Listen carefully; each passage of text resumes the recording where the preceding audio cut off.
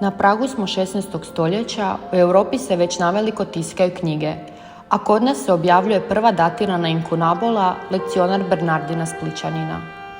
Kako bi nam bilo lakše uvesti se u temu, za početak saznajmo što je uopće lekcionar.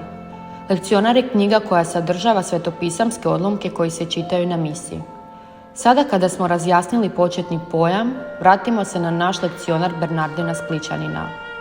Upravo će taj lekcionar potpuno dominirati lekcionarskom tradicijom, pa čak i rukopisnom, jer su 3 lekcionara nastala kombiniranjem postupaka prepisivanja i prilagodbe čakavskog tiskanog predloška štokavskoj publici. U manjoj mjeri to Ranjinin lekcionar, a u gotovo potpunoj mjeri to su Čirilski, Dubrovački, Dominikanski lekcionar i Lajpciški lekcionar. A tko je bio Bernardin Splićanin? Iako nemamo pregršt informacija o životu i radu Bernardina Splićanina, znamo da je bio Franjevac, a akademik Josip Bratulić s velikim pouzdanjem zaključuje: Fra Bernardin Splićanin bio je Franjevac u splitskom samostanu Svetog Franje na obali. Kada i gdje je tiskan Bernardinov lekcionar?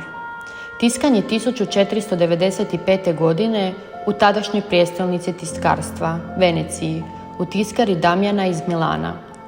Riječ je o latiničnom lekcionaru, jednostupačnom tiskanom goticom, prvoj našoj datiranoj latiničnoj knjizi, koja je također jedna od prvih tiskanih knjiga u slavenskom svijetu.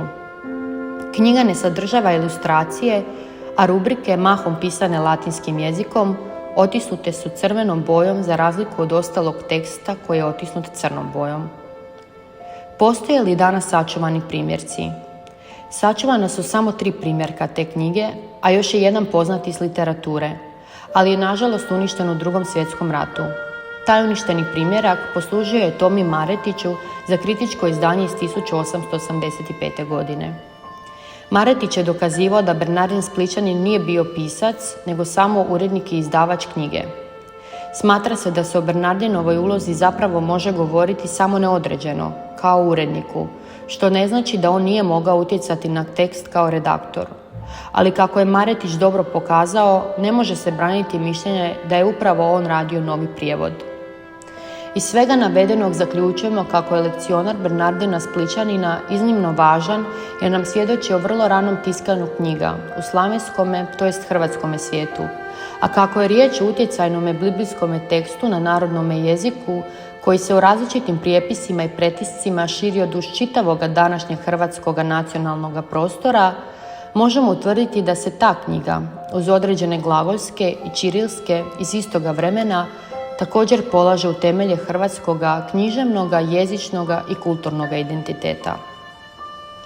Poslušajmo hvalospjev ljubavi, to jest čitanje prve Pavlove poslanice Korinčanima iz Bernardinova lekcionara u suvremenome ruhu, za koje su zaslužni prerađivači latiničnom transkripcijom prepisanog lekcionara iz 2020. godine, znanstvenici Vuk Tadija Barbarić i Kristina Štrkalj-Despot sa Zagrebačkog instituta za hrvatski jezik.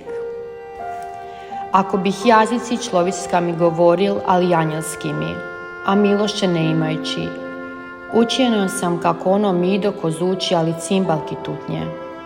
I ako bih imel proročanstvo i da bi znao sao tajstva i oda svega umiteljstvo, i ako imeti budu savršeni u viru po taj put, da bih činil gore primistiti, a milošće njima ti budu, nisam ništare. I ako razdilju na jedinje ubozih sve moje bogatstvo, i ako podam kip moj za ljubav Božju na sažganje, a milošće njima ti budu, ništare meni ne prudi. Saka tarpi, saka veruje, svaka dobra ufa, svaka tarpi, milošća se nigdare ne upada.